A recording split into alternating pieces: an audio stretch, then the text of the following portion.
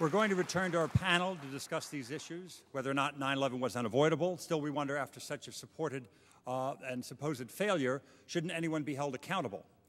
First of all, I want to introduce John Prados. He's a journalist and an author.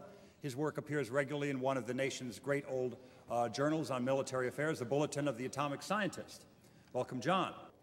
Carl Schwartz is a principal in global access and a former high-level consultant to the Republican Party. Arkansas Republicans once asked him to run for governor against Bill Clinton, and more recently, he's been researching the background reasons for the removal of the Taliban.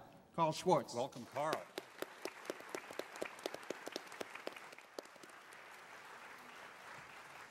Mr. Prados, who, if anyone in the government, should be held accountable for 9/11? Who's to be held accountable? I think it's pretty clear. The President of the United States, George W. Bush, who failed to exert leadership at a key moment in the nation's history.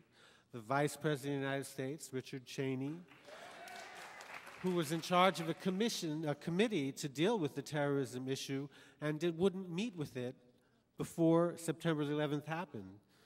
Attorney General of the United States, John Ashcroft, who cut money out of the terrorism budget the day before September 11th. The National Security Advisor, Condoleezza Rice, and her deputy, Stephen Hadley, who held back the plan to do anything about al-Qaeda for 9 months during the months that something could have been happened.